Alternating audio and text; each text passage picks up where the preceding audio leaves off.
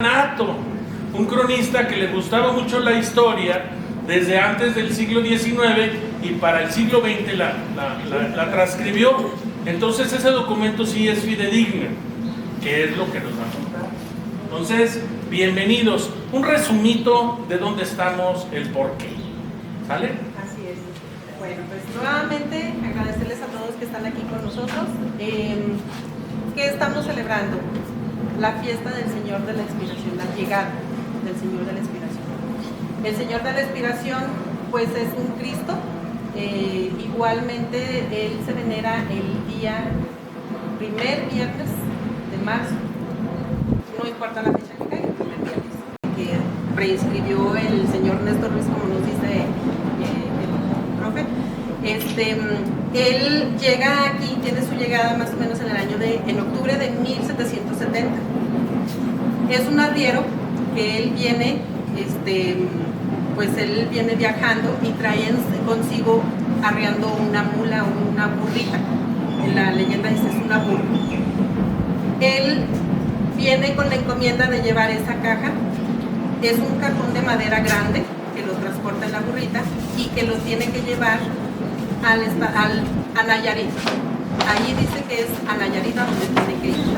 Pero luego, en lo que él viene viajando, que viene de Monclova, Coahuila, donde su ama manda este encargo, dice las paradas donde él va pernoctando, le dicen, ¿sabes qué?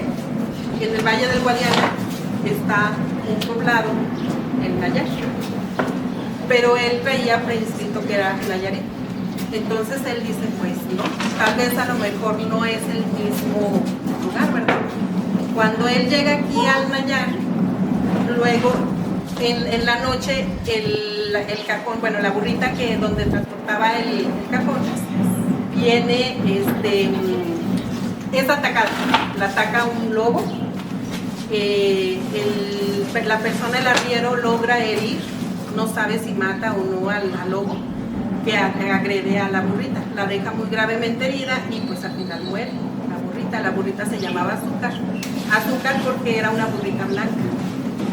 Luego ya pues él deja aquí encargado lo que es la caja, porque luego él se aqueja, él empieza a tener un problema pues de una de sus piernas.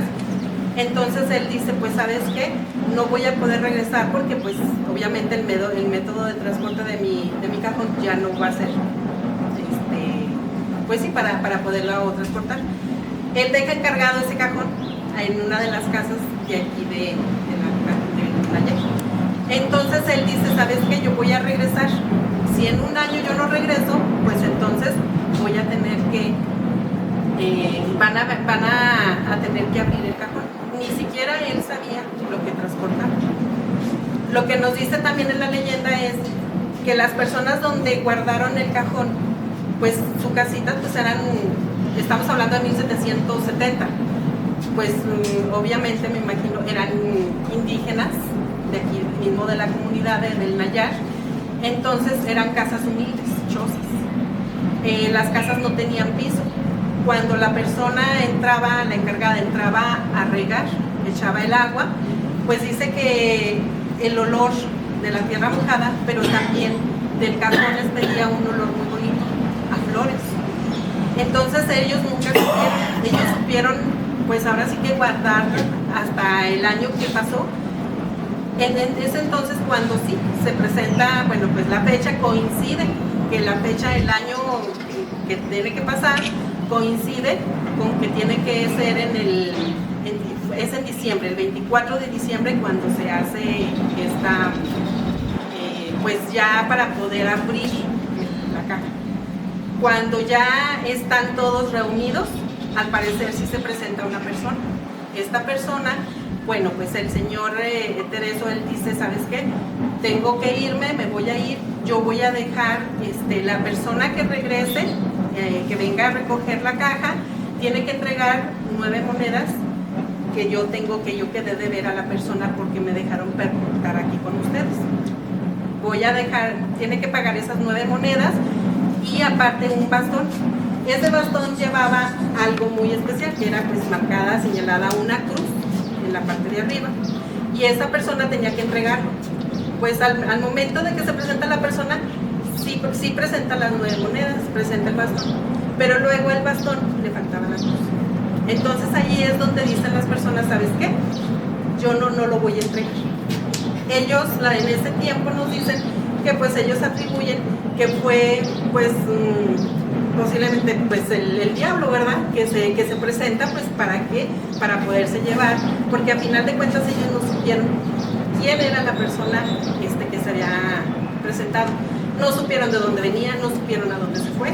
Entonces es por eso que ellos atribuyen a que posiblemente pudo haber sido el diablo el que se presentó.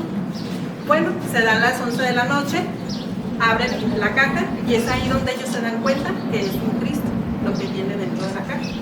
El Cristo mide más o menos como 1 metro, 1,10 más o menos. Era lo que traía en la cajita. Era lo que traía en la cajita. Pero luego su más azoramiento que ellos tuvieron fue que al momento de que abren la caja, alrededor estaba lleno de flores. Pero había pasado 1 año y eran flores vivas. O sea, es algo que no se explicaba. Ya ahí ellos se dan cuenta y dicen, ok, es un santo, es un Cristo, vamos a tener que dar aviso, lo que es, en ese tiempo nosotros correspondíamos a lo que es Analco.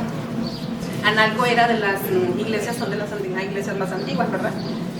Entonces se da el aviso a Analco y de Analco dicen, ¿sabes qué? Pues es una fiesta religiosa, pues se va a venir para acá. Cuando se lo llevan para allá, pues resulta de que al día siguiente en la madrugada el Cristo aparece. Ahorita donde está el templo, ustedes van a ver dónde está su altar. En esa parte, dice la leyenda, que había un mezquite y debajo de ese mezquite estaba el Cristo. Siendo todos que no se dan cuenta, dicen, bueno, pues ¿quién lo llevó para allá? Van y dan aviso de que el Cristo aquí está aquí. Vienen, lo recogen, se lo vuelven a llevar nuevamente. Pues al día siguiente vuelve a pasar lo mismo. El Cristo vuelve a aparecer aquí. Entonces es ahí donde ya todos atribuyen y dicen, Él quiere que sea construido aquí su templo.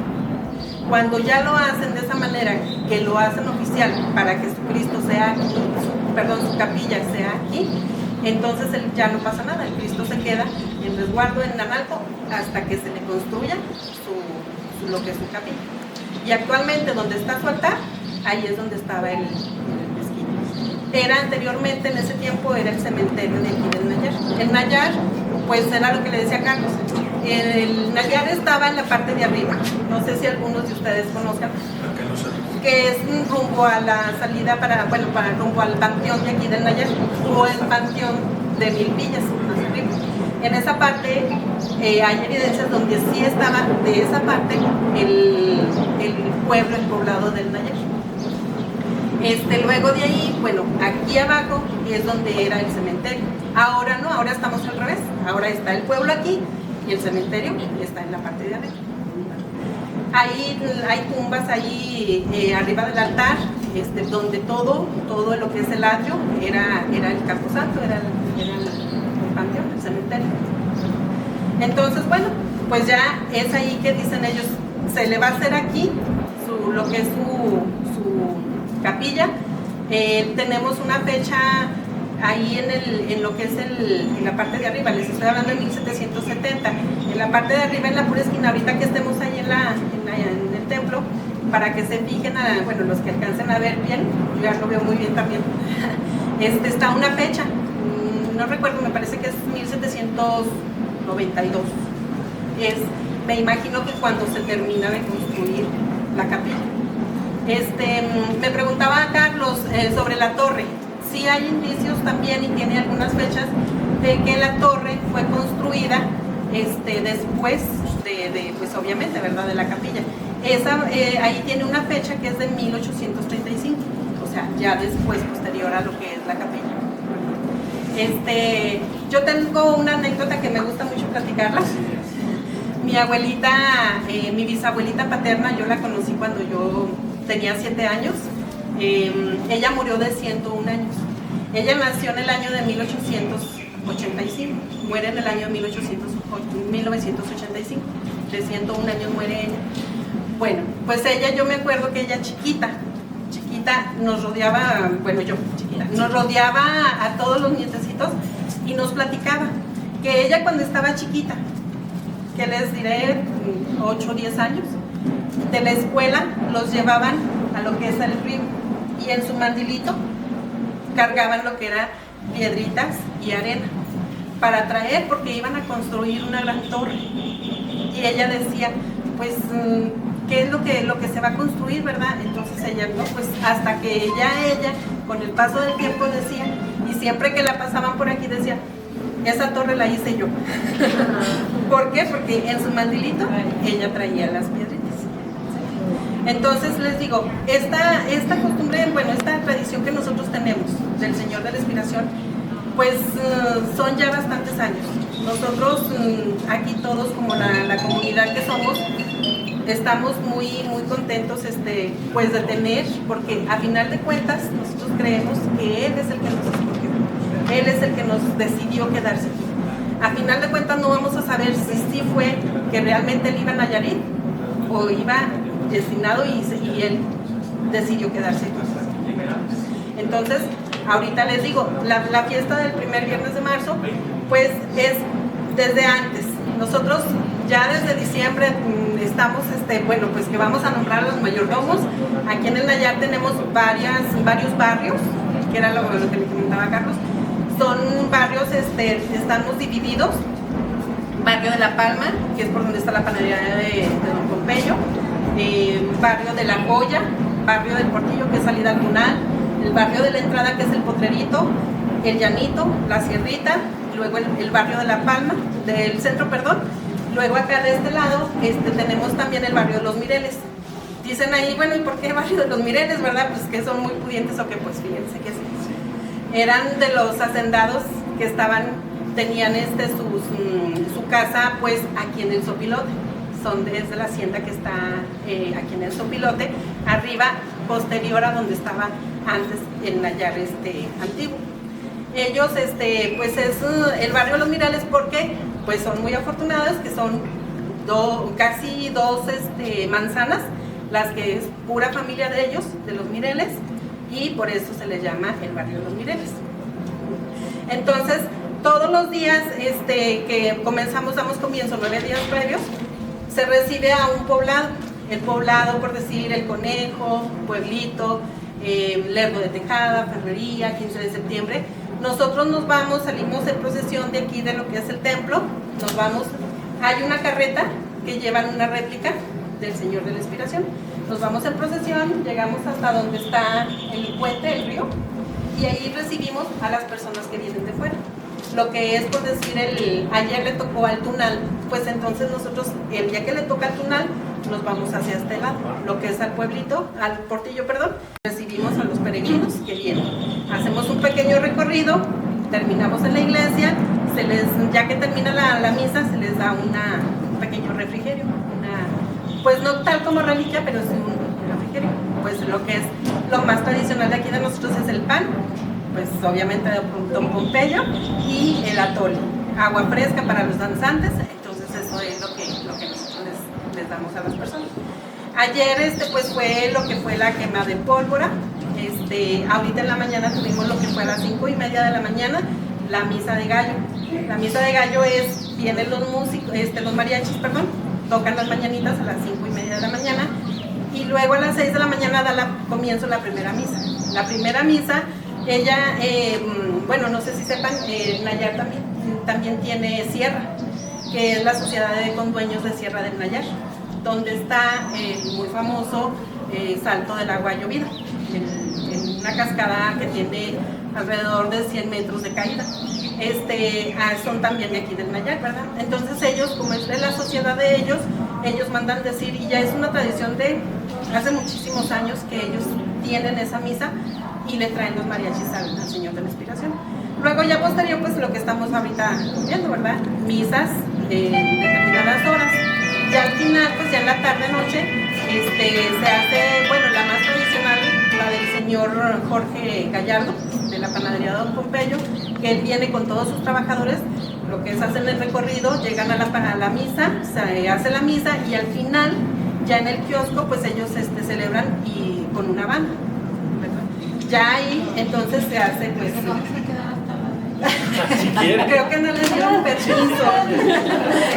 Mírala. Sí, creo que no les dieron permiso. Sí le decía a Carlos, pues sí me hubiera gustado. Ahorita a las 12 del día celebramos lo que es la misa de función. La misa de función es a las 12, es concelebrada. Son varios padres los que vienen también, y están aquí. Al final de que salimos de misa, pues entonces sí, les quiero platicar, pero se lo van a perder. La reliquia se va a hacer allí también, lo que es en el atrio, se da la reliquia, pues para todos los visitantes, pero pues ustedes no traen permiso. Pero quien gusta quedarse, pues bueno, no sé si se pueda, ¿verdad? Aquí hay camiones. Sí, aquí hay camiones, sí. Cada media hora hay camiones, ¿verdad? Entonces, bueno, pues es una pequeña plática. ¿Alguna duda? Miren, yo quiero enriquecerlo con el profesor Eduardo, porque una de las fiestas religiosas más importantes son estas, tanto el Cristo del Señor de la Expiración, pero también al norte tenemos el Cristo del Señor de los Guerreros del Tizonazo, el mismo primer viernes de marzo, y el Cristo del Divino Pastor en la Sauceda. Entonces son muchos Cristos, aparte del profesor, lo que en Pánuco me había dicho, pero bueno, son varios Cristos. Y aquí hacia el norte, cuando viene las villas, fíjense que había una villa, un templo, un convento en el Tunal. Al otro lado hay un panteón. Entonces estaba ahí todo lo que es nuestra villa y la de Santiago Vallacora. Quiere decir que el Nayar es una ranchería en ese momento, cuando viene lo que escribe Néstor Ruiz, el documento que yo tengo. Y que el señor Tereso Galindo tuvo 2 hijos, Rafael y Manuel, pero eran hijos de diferente mamá. O sea, murió la primera, murió la segunda, y entre ellos se pelearon a ver quién se quedaba con el Cristo. Pero el profesor Eduardo nos va a enriquecer, porque es una persona que yo le aprendí desde niño. No se crea. Tremendo. Sí. Muchas gracias porque me dan la oportunidad de platicar un poquito con ustedes, y me da mucho gusto estar con mi amiga Marta. De muchos años ella dedicada al rescate de la cultura de la región del Nayar, y que se integró a museos comunitarios. Me tocó a mí en suerte ser fundador de museos comunitarios en Santana del Valle, Oaxaca, y allá fundamos la asociación y luego la de Durango. Entonces ya después, mucho después, se integró el Nayar, y ella no lo ha soltado. Ella requiere apoyos, requiere gente. En museos comunitarios no le paga nadie a nadie, todo es de la comunidad, y es nomás para poder proteger el patrimonio. Gracias por eso, y tan sabroso que platica de más. Bueno, yo nada más. Pero luego tenemos otro Cristo en el norte, en el municipio de El Oro, otro señor de los guerreros, en el pueblo, está entre el municipio de El Oro y Santiago Papasquiaro. Melchor Ocampo, municipio de Santiago Papasquiaro, es otro Cristo que se venera este día. Y en Puanas también se venera.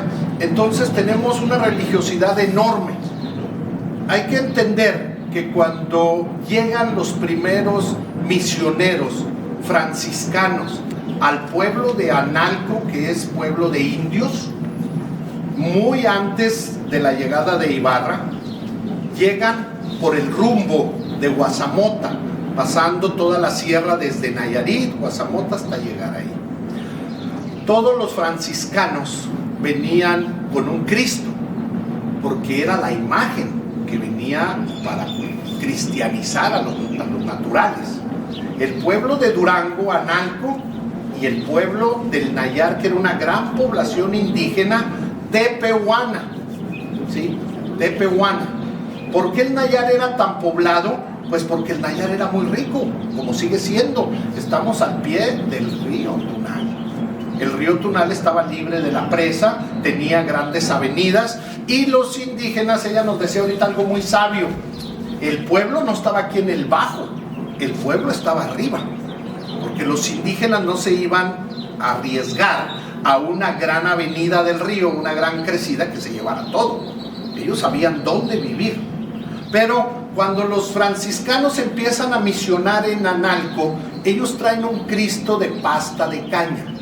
Los Cristos de pasta de caña, que tenemos algunos en el estado de Durango, son Cristos muy hermosos, pero son muy livianitos.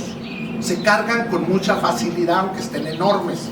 Son hechos a base de la caña, ¿sí? De la caña del maíz, de la fibra y el maíz. Entonces esos Cristos se hicieron principalmente en Michoacán.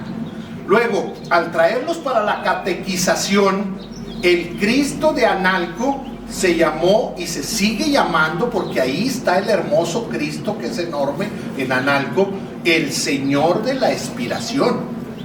Pero les estoy hablando de 1550 en adelante, en el siglo XVI, la evangelización. Entonces, aquí en Nayar era una población indígena donde con ese Cristo, el Nayar pertenecía a la parroquia y pertenecía a Analco. Y el Nayar era un centro de doctrina, de visita, igual que el Tunal, igual que otros puntos de visita, pero en la parroquia era Analco. Y el Cristo de la Expiración en Analco se celebró con una gran fiesta todo lo que fue del siglo XVI, todo el siglo XVII, que estamos hablando 1600, y todo el siglo, mitad del siglo XVIII. ¿Cuándo aparece el Cristo del Nayar con el mismo nombre? A finales del siglo XVIII, en el último cuarto. Estamos hablando de 1770. Pero ya habían pasado 2 siglos de veneración del Señor de la Expiración. ¿Cuántas generaciones habían pasado? Muchas. Y alguien de esa generación decidió traer esa imagen representativa con otro Cristo más pequeño, porque el de aquí es más pequeño. Curiosamente, la leyenda que nos narró ella es muy, pero muy parecida a la del Señor de los Guerreros. El Señor de los Guerreros también se apareció cargada en una mula, enredado en un mezquite, se lo llevaban a Indea, al siguiente día volvió a aparecer ahí, hasta que le hicieron su santuario en el Tizonazo. Todos los Cristos de esa época, igual que el Señor de Galeana, tienen la misma leyenda, porque era la forma de catequizar. Ahorita, con la globalización y con el celular, todos estamos enterados de todo. Pero la leyenda del Nayar no la conocían en el Tizonazo, ni siquiera aquí en Galeana, que estaba cerquita. Cada quien creía que su leyenda era única, ¿sí? Lo que sí es única es la religiosidad, la fe de la gente, la espiritualidad. La religiosidad, esa sí no la suple nadie. Y no estoy hablando de religiones, por si no hay aquí que no sean católicos. No estoy hablando de religiones. Estoy hablando de la creencia, de la fe en lo que nosotros creemos y sentimos. El Cristo de la Expiración, después de tantos siglos, sigue uniendo al pueblo. Es lo único que lo une, es la cohesión del pueblo. Y aquí está. Y después de ese Cristo nos trae la tradición de la gastronomía. Todo eso que llevo yo y lo que llevan ustedes y lo que comimos, esa es la gastronomía nuestra, es una gastronomía mestiza. Mucho de ello, como el pulque, como la miel de maguey, como todo lo que estamos comiendo, la conserva de chilacayote, son alimentos de productos prehispánicos naturalistas. Pero otras cosas ya están mezcladas, como la capirotada, con la cocina y la gastronomía europea, lo que nos trajeron los españoles. Las danzas que estamos viendo ahí enfrente, que se modifican cada año y que como todo en la cultura es vivo, las danzas también es un sincretismo.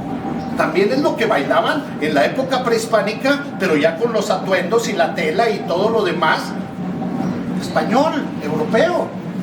Somos un pueblo mestizo, por eso somos tan ricos, insisto siempre, porque somos un pueblo mestizo que aglutinó de todos lados de la cultura. Entonces, esta fiesta del Cristo de la Expiración es una fiesta muy importante, y el primer viernes de marzo, repito, en la creencia y en la religiosidad de el imaginario colectivo de nuestro Durango, es una fecha importantísima. Tenemos a lo largo y ancho del estado ahorita muchísima gente congregada con nosotros, como nosotros ahorita, y miles en una fe que un Cristo nos maneja, en una leyenda, que el Señor que rescató la leyenda es de esta última generación. que su abuelita que les contaba la historia es de la última generación, pero ¿cuántas generaciones pasaron desde 1554 a la fecha? Muchas, nomás se ha ido transportando todo. Ella mencionaba también de la construcción del templo. El templo lo más seguro es que porque su construcción es del siglo XVIII, finales del siglo XVIII, tiene rasgos que nos hablan por sí solo de la construcción del siglo XVIII. Mas, sin embargo, su torre es mucho más posterior, porque su torre ya es de finales del siglo XIX, ¿sí? Entonces, tenemos una creencia y una creatividad enorme del pueblo. Eso es lo que yo puedo agregarles a lo que ustedes ya platicaron, pero creo que no nos queda más que profundizar en estas investigaciones y saber que el Cristo de la Expiración del Nayar es producto del Cristo de la Expiración, que por 3 siglos tuvo una gran fiesta en Analco y que hoy nadie lo va a visitar en su fiesta, porque la fiesta se cambió para acá. Así van cambiando la religiosidad. Hace 30 años, ¿quién tenía la jerarquía en las reliquias? San José. En todo lo largo y ancho, el emperador de las Américas, San José, era el que tenía las reliquias. Pero hoy en día, las reliquias principales, porque aquí también hay reliquia hoy, las reliquias principales ya no son a San José, son a San Juditas Tadeo. ¿Cómo cambió en 30 años? Entonces, nuestros conceptos de religiosidad, nuestras creencias son cultura, y la cultura es viva, se va modificando, así de fácil. Bueno, muchas gracias. Los santos cristos se van clasificando igual que todas las imágenes por sus atributos.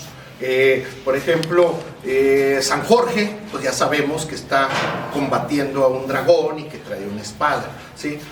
Si vamos a ver a San Sebastián, ya sabemos que está traspasado por flechado, ¿sí? Que la Virgen del Carmen pues trae los escapularios donde saca las ánimas del purgatorio cada sábado. Y así cada uno de los santos. Pero los santos cristos se clasifican por la posición de su cabeza, por su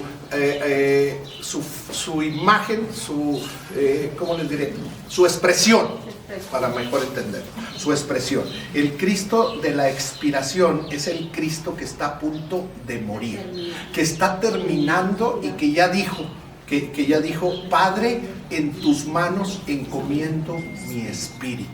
Después de decir, en tus manos encomiendo mi espíritu, expiró y bajó su cabeza y murió. Entonces, cada Cristo, según su expresión, lo tiene. Tenemos otro Cristo que es muy parecido al de la expiración, porque se llama el Cristo de la Santa Muerte en Tejamen. Tejamen es el pueblo antiguo donde ahora está cerca Nuevo Ideal. Nuevo Ideal es un pueblo moderno, nuevo, que nace con el ferrocarril, en 1902 que pasa el ferrocarril y que se funda la estación Patos, y luego en 1929 nace el ejido de Nuevo Ideal y ahora es un gran municipio. Pero ahí cerquita estaba el pueblo viejo, el pueblo minero de Tejamen, y allí sigue, es precioso ir a Tejamen. Ahí en Tejamen hay una imagen de un Cristo que es el Cristo de la muerte, o el Cristo de la expiración, le dicen otros, que es parecido a este, ¿sí? Y el Cristo del tizonazo es el Cristo de nuestro Señor de los Guerreros, es un defensor, ¿sí? de todos los debates que había en la guerra tepehuana. Y el Señor de los Guerreros tomó mucho más auge con la guerra tepehuana de 1616, donde acabaron a todos los jesuitas, desde el Zape, Tepehuanes, Santiago Papasquiaro, la Sauceda, hasta llegar a Cacaria, donde destruyen al ejército de los tepehuanos de Bobojito. Pero no llegó al tizonazo, por eso es el Cristo de los Guerreros. Pero luego, el Cristo de aquí es un Cristo que tomó mucho auge a partir primero de la guerra de independencia. Tuvo mucho auge porque protegió al pueblo y la gente se refugió en él. Pero luego tuvo más auge esta fiesta con la guerra cristera. Nosotros tuvimos en Durango gran parte de la guerra cristera, lo que es el municipio de Mezquital, donde Guazamota fue epicentro de la guerra cristera entre Zacatecas y Durango y Jalisco, ahí donde pega. Pero aquí Santiago Bayacora era un pueblo de cristeros, Y los del Nayar apoyaron a los cristeros y lucharon en la era cristera, y por eso el Viva Cristo Rey fortaleció esta imagen. Por eso es tan fuerte ahorita. En toda la región del Valle de Guadiana es la imagen más fuerte. ¿Alguna otra duda? A lo mejor la hago muy largo, pero quería que... Muy bien. Maravillosas. El más representativo de todos lo pueden ver en el Museo de Catedral, en la Galería Episcopal. Es el Señor del Mezquital. Entrando al museo, el primerito que está ahí es el Señor del Mezquital. Es un Cristo enorme de pasta de caña que hace en el 90 al 98 viajó por 10 años junto con Santa María de Otaes por 18 países del mundo en una exposición de arte representando México.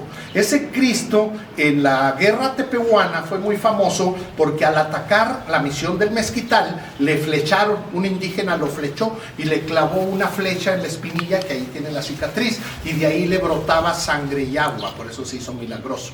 Y con esa sangre y agua curaban a muchos enfermos. Ese Cristo, ahí lo pueden visitar, es de pasta de caña. El otro es el de Analco, que es bellísimo, el Señor de la Expiración, que es muy antiguo, mucho más antiguo, claro, que este. Y luego están los otros Cristos de caña en Nombre de Dios, en nuestro Padre Jesús Nazareno. Entonces hay varios Cristos de caña en el estado, claro que sí. Pues muchas gracias. ¿Qué tal les ha parecido? Respiración, y lo celebraron siglo XVI y siglo XVII y siglo XVIII. Y hasta el último cuarto del siglo XVIII, en 1770, es cuando nace este Cristo después de 3 siglos. Pero aquel ya tenía 3 siglos. Pero se lo traen la misma advocación con el mismo nombre, y ya ahora el que se venera es este, ya no aquel. Sí, ya se queda. Exacto. El otro Cristo ahí está, ustedes pueden ir a verlo, ahí son vecinos. Es un Cristo hermoso. Ustedes saben que en Analco hay una patrona de Durango que tiene su propia capilla, que es la Virgen de Loreto, que es bellísima y tiene su propia capilla en Analco, ahí en la iglesia. Y luego el Cristo de la Expiración, que fue el fundador de todo. Diferentes épocas. Es que tenemos que revisar por siglos. En un siglo son muchas generaciones y más antes. Cuántas generaciones pasaron de aquí a que nos cuenta la leyenda Marta, que nos cuenta ahorita, de la persona que la escribió. Sí, pero él es de estos años, él apenas murió. Él pone que haya nacido en los años 50 del siglo pasado, entonces de esta generación, ¿no? Previa a nosotros. Entonces hay que ir revisando los registros que hay, pero de los otros siglos. Y la religiosidad, como yo digo, es viva, va cambiando. Hace 30 años, ¿quién nos mencionaba a San Juditas Tadeo? Nadie, porque todo el mundo nomás identificábamos a Judas. No sabían que había otro Judas, pero era otro apóstol. Entonces, ahora sí, San Juditas es todo, ya todas las reliquias. Allá en San Juan del Río, el día de San José, todas las reliquias eran de San José. Y ahora vamos, si hay 1 o 2 de San José, todas las reliquias serán el día de San Judas Tadeo. Y aquí en Durango también.